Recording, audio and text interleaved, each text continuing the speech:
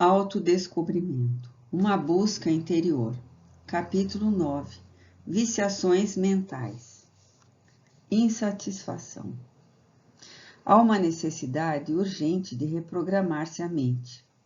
Hábitos longamente mantidos, viciações sustentadas por largo prazo, acomodações psicológicas a acontecimentos e a atitudes justificadas por mecanismos de evasão do ego, tornam-se outra forma de natureza nos automatismos da própria natureza. Quando a mente está pronta, parece que todas as coisas o estão igualmente. Isso porque dela dependem o senso crítico, a avaliação, o discernimento. Enquanto se encontra entorpecida ou mal desenvolvida, não consegue abranger a finalidade existencial e também se adapta ao habitual automatizando-se. À medida que se amplia o campo mental, mais fáceis se tornam as novas aquisições psíquicas, favorecendo a memória, que supera os lapsos, por liberar-se das cargas negativas que obnubilam. A autodepreciação é fator preponderante para a infelicidade pessoal e para o relacionamento com outras pessoas, em razão do desrespeito a si mesmo. Quem se subestima supervaloriza os outros, fazendo confrontos entre si os demais de forma inadequada, ou projeta a sua sombra, acreditando que são todos iguais, variando apenas na habilidade que aqueles possuem para mascarar-se. O seu é um critério de avaliação distorcido, doentio, sem parâmetros bem delineados. Quando tal ocorre, pensa-se em viajar, mudar de trabalho, acabar o casamento ou casar-se, conforme o caso, variar os relacionamentos sociais. O problema, no entanto, não se encontra nos outros, mas no próprio indivíduo, nele enraizado. Claramente possui uma autoimagem incorreta, feita de autopiedade ou com autopunição, o que se transforma em uma lente defeituosa que altera a visão do mundo e das outras criaturas. Para onde o ser se transfere, fugindo, leva-se consigo e reencontra-se. Logo mais no novo lugar, assim se acostume com a novidade. O fundamental não é mudar de atividade profissional, alterar a vida conjugal e social. Talvez essas atitudes possam contribuir para um despertamento interior, que é difícil, mas o essencial é a coragem para enfrentar-se, despir-se e querer realmente modificar-se.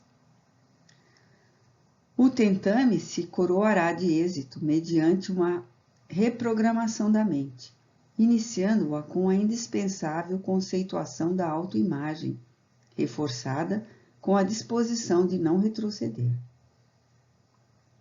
Funcionará à vontade, na forma de dever para consigo mesmo, de reestruturação do programa da vida, do redescobrimento do si e da sua eternidade diante do cosmos. Diminuem, nesse momento, os gigantes íntimos ameaçadores que se fazem pigmeus e se desintegram na sucessão da experiência renovadora. Nessa fase de reprogramação mental, a pessoa descobre que todos são diferentes uns dos outros, com desafios parecidos, mas não iguais em lutas contínuas, no entanto, específicas, e que a vitória alcançada por eles em determinados combates não lhes impede nem lhes evita novos enfrentamentos. Lentamente, nascem os estímulos para avançar, as disposições para não ceder às tentações da acomodação e a lucidez mental propicia a percepção das vantagens que advêm de cada conquista alcançada. Os problemas e dificuldades se tornam mais fáceis de ser resolvidos e ultrapassados, fazendo a vida mais agradável, não lhes dando maior importância. Os obstáculos que antes pareciam intransponíveis, agora são contornáveis, e as pessoas adquirem outro valor na sua grandeza como na sua pequenez. Desaparecem os privilegiados e os abandonados pela sorte, passando a ser compreendidos e tolerados como são, e não pela forma de apresentação. A tolerância que resulta da melhor identificação dos valores éticos e das conquistas espirituais enseja maior respeito por si mesmo, permitindo-se os limites aos quais não se submetem mais, sem reações inamistosas nem aquiescências injustificáveis. A insatisfação decorre da ignorância, do desconhecimento do eu profundo e das suas inesgotáveis possibilidades. Supondo-se, equivocadamente, que tudo está feito e terminado, a entrega a este fatalismo gera saturação, desmotivando para novas conquistas. Quanto mais a pessoa se autopenetra, mais se descobre e mais possibilidades tem de conhecer-se. Essa conquista leva ao infinito, porque vai até o Deus interno, que abre as portas ao entendimento do Criador.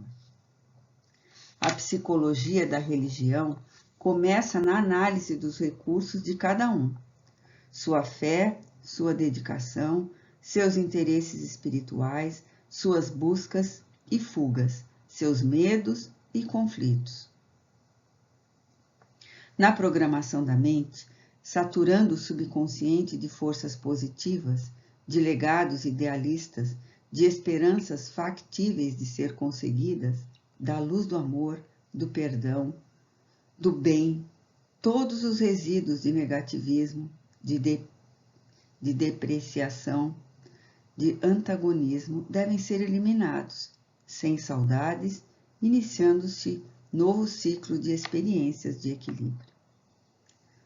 As agressões exteriores, os choques sociais e emocionais, mesmo que recebidos, passarão por critérios novos de avaliação e serão compreendidos, retirando-se deles os que seja positivo e diluindo os efeitos perturbadores.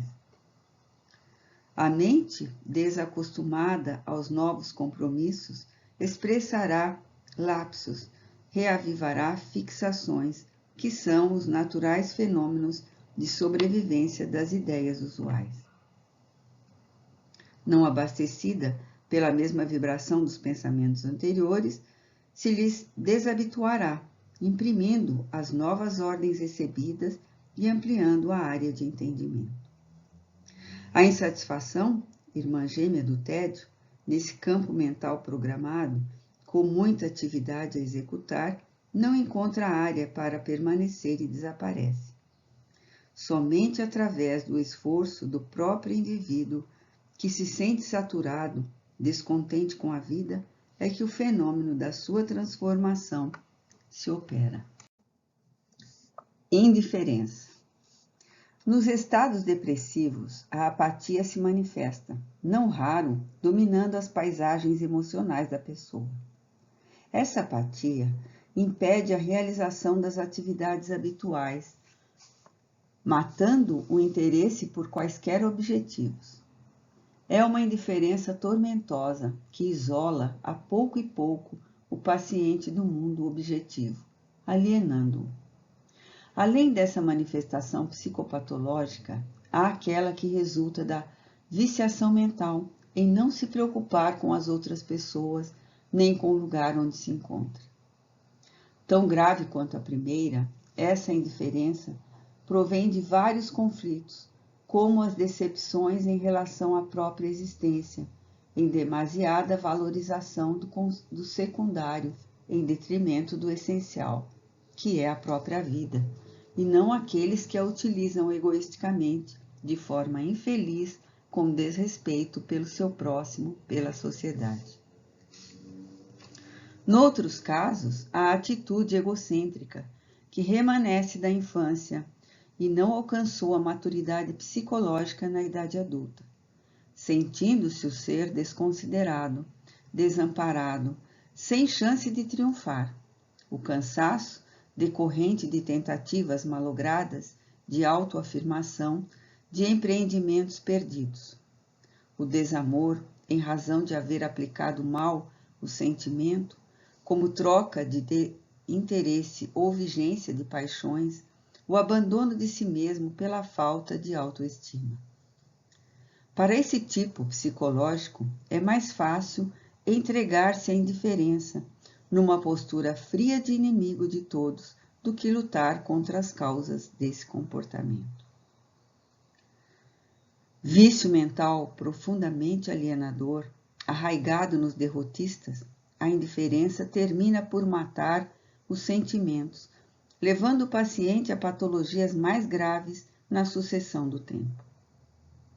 Caracteriza também a personalidade esquizofrênica de muitos títeres e algozes da humanidade, a insensibilidade que resulta da indiferença quando praticam crimes por mais hediondos que sejam. Inicia-se às vezes numa acomodação mental em relação aos acontecimentos, como mecanismo de defesa para poupar-se a trabalho ou preocupação, caracterizado num triste conceito. Deixa para lá. Toda questão não resolvida retorna complicada. Ninguém se pode manter em indiferença no inevitável processo da evolução. A vida é movimento e o repouso traduz pobreza de percepção dos fenômenos em volta. Terminada uma cerimônia religiosa em plena natureza, fez-se um imenso silêncio que tomou conta de todos os presentes. Sensibilizado, um jovem disse ao seu pastor: "Nunca percebi tão grande e profundo silêncio." Ao que o outro respondeu: "Nunca havia ouvido toda a música das galáxias nas suas revoluções siderais." Quando a indiferença começa a sinalizar as atividades emocionais, faz-se urgente interrompê-la, aplicar-lhe a terapia da mudança do centro de interesse emotivo, despertando outras áreas do sentimento, adormecidas ou virgens, a fim de poupar-se o indivíduo na sua soberania. Acostumando-se-lhe, inicia-se uma viciação mental mais difícil de ser corrigida, por ter um caráter anestesiante, tóxico ao longo do tempo. Se o estresse responde pela sua existência, em alguns casos, o relaxamento, acompanhado de novas propostas de vida, produz efeito salutar que deve ser utilizado. O fluxo divino da força da vida é incessante, e qualquer indiferença significa rebeldia aos códigos do movimento, da ação, proporcionando hipertrofia do ser e paralisia da alma. Uma análise do próprio fracasso em qualquer campo redunda eficaz para retirar proveitosa lição dele e levantar-se para novas tentativas. Nas experiências retributivas da afetividade mal direcionada, das quais resulta a síndrome da indiferença, a escolha pelo amor sem recompensa, pelo bem sem gratidão, emula o indivíduo a sair do gelo interior para os primeiros ardores da emotividade e da autorrealização. Nunca deixar que a indiferença se enraize. E se por acaso crer que a própria vida não tem sentido nem significado, num gesto honroso de arrebentar algemas, deve experimentar dar-se ao próximo, a quem deseja viver, a quem na paralisia e na enfermidade busca uma cota mínima de alegria, de companheirismo, de afeto e de paz. Fazendo-o, esse indivíduo descobre que se encontra consigo mesmo no seu próximo ao doar-se, assim recuperando a razão e o objetivo para viver em atividade realizadora. Pânico. No imenso painel dos distúrbios psicológicos, o medo avulta, predominando em muitos indivíduos e apresentando-se, quando na sua expressão patológica, em forma de distúrbio de pânico. O medo em si mesmo não é negativo, assim se mostrando quando irracionalmente desequilibra a pessoa. O desconhecido pelas características de que se reveste pode desencadear momentos de medo, o que também ocorre em relação ao futuro e sob determinadas circunstâncias, tornando-se, de certo modo, fator de preservação da vida, ampliação do instinto de autodefesa. Mal trabalhado na infância, por educação deficiente, o que poderia tornar-se útil, diminuindo os arroubos excessivos e a precipitação irrefletida, converte-se em perigoso adversário do equilíbrio do educando. São comuns, nesse período, as ameaças e as chantagens afetivas. Se você não se alimentar ou não dormir ou não proceder bem, papai e mamãe não gostarão mais de você, ou o bicho-papão lhe pega, etc.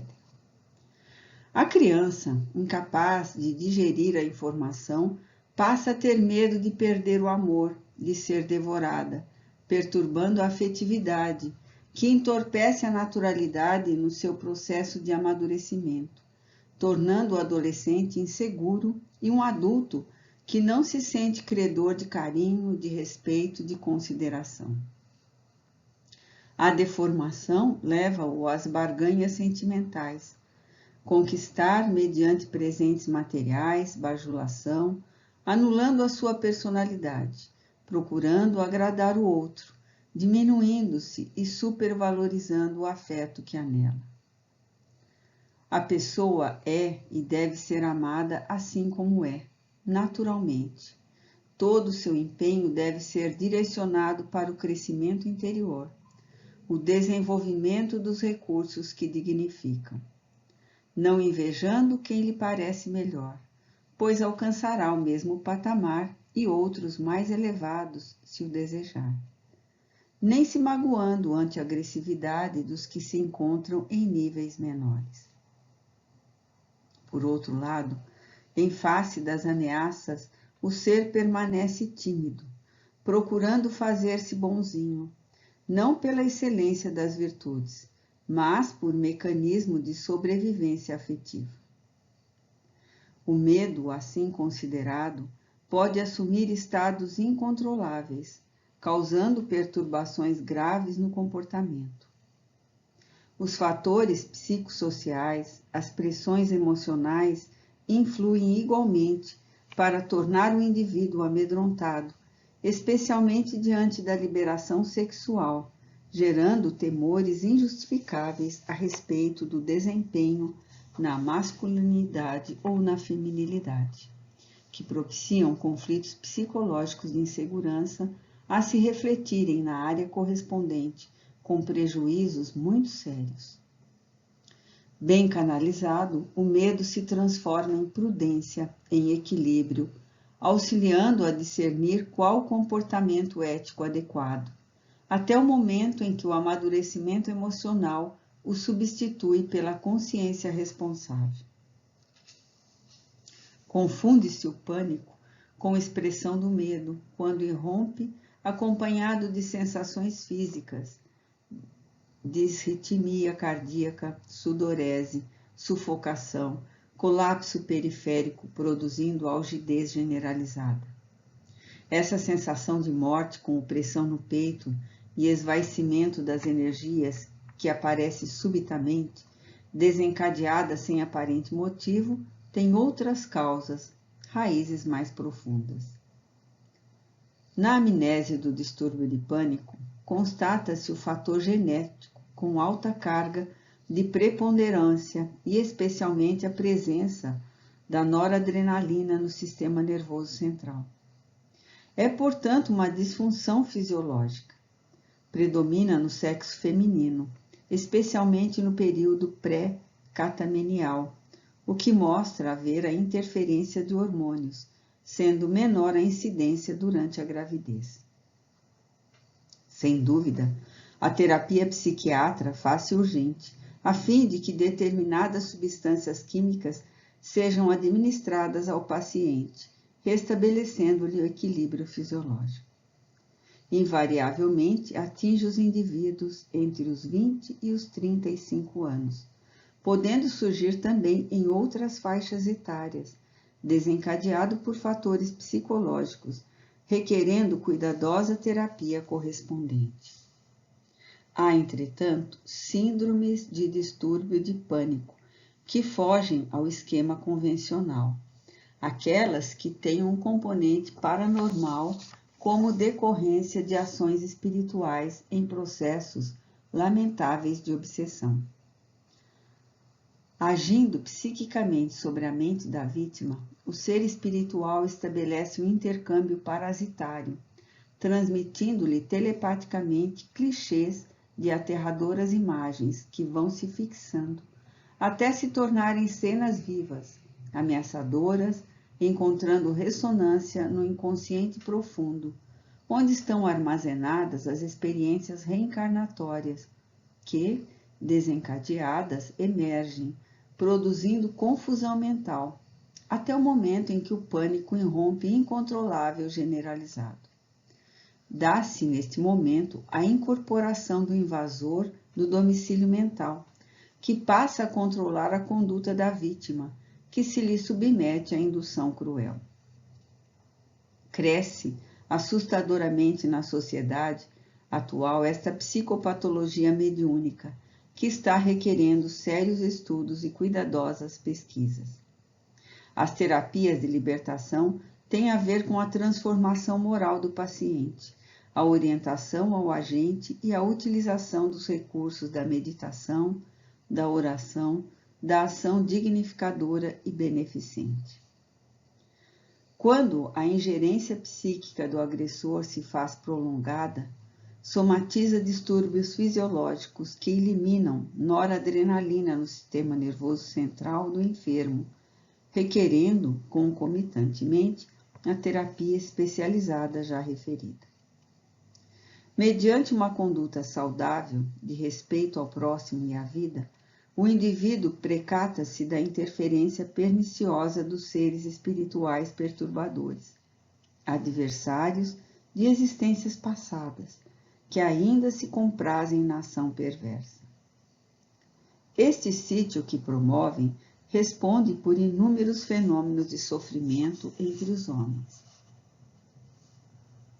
Não sendo a morte do soma, o aniquilamento da vida, a essência que o vitaliza, o eu profundo, prossegue com suas conquistas e limitações, grandezas e misérias. Como o intercâmbio decorre das afinidades morais e psíquicas, fácil é constatarem-se as ocorrências que se banalizam. O medo, portanto, necessita de canalização adequada, e o distúrbio do pânico, examinada sua gênese, merece os cuidados competentes, sendo passíveis de recuperação ambos os fenômenos psicológicos viciosos a que o indivíduo se adapta mesmo sofrendo. Medo da morte. O medo da morte resulta do instinto de conservação que trabalha em favor da manutenção da vida. A vida, no entanto, são todos os acontecimentos existenciais que ocorrem durante a reencarnação, no corpo como fora dele, no espírito. O desconhecimento da imortalidade, as informações fragmentárias, as lendas e fantasias, os mistérios, a ignorância, vestiram a morte de inusitadas e irreais expressões que não correspondem à realidade. O fenômeno da morte diz respeito ao fatalismo biológico das transformações moleculares do corpo. Com o desaparecimento da forma, suspeitou-se que haveria o aniquilamento da essência, como se essa fosse derivada da matéria, e não a sua responsável. Para atenuar-se o desconhecimento, compuseram-se os funerais, as cerimônias, os ritos fúnebres, ocultando a face inevitável da legitimidade mortal. Esses recursos são valiosos para os familiares, parentes e amigos que se desobrigam das responsabilidades humanas na terra e dos deveres afetivos para com os que são desalojados do corpo. Para o espírito, somente valem os sentimentos, as preces e vibrações de autêntica afeição e honesta intercessão, especialmente os próprios pensamentos e atos mantidos durante a experiência carnal. Em outras circunstâncias, porque a fantasia concebeu o divino poder com sentimentos arbitrários e apaixonados, que perdoa e pune irremissivelmente, as consciências culpadas temem-lhe o encontro, quando seriam duramente castigadas, elaborando inconscientemente mecanismos de evasão. Às vezes se torna tão grave o medo da morte que portadores de transtornos psicológicos matam-se para não aguardarem a morte, em terrível atitude paradoxal. Não houvesse a morte física e o sentido da vida desapareceria, assim como a finalidade da luta, da conquista de valores e do desenvolvimento intelecto-moral do ser. Analisando-se a sobrevivência, fenômeno natural e consequência da vida, a existência terrestre adquire significado e a dimensão de tempo, um grande valor. Por ignorar-se quando ocorrerá a fatalidade orgânica, todo minuto e cada ação constituem admiráveis bênçãos e devem ser utilizados com sabedoria e propriedade, vivendo-os intensamente. A compreensão da vida como um todo, feito de etapas, estimula a conquista dos patamares do progresso, ainda mais pela sua marcha ascensional. Fosse limitada ao período berço-túmulo, todos os labores perderiam o seu conteúdo ético e os esforços esvair-se-iam na consumpção do nada. Considerando a energia psíquica valiosa e atuante, a mente desatrela do cérebro, prossegue independente dele e a vida estua. Desse modo, enfrentando-se com equilíbrio o conceito da sobrevivência, a morte desaparece e o medo que possa inspirar transforma-se em emulsão para enfrentá-la com uma atitude psicológica saudável e rica de motivações quando ocorrer naturalmente. Vício mental arraigado, o medo do fim converte-se em esperança de um novo princípio.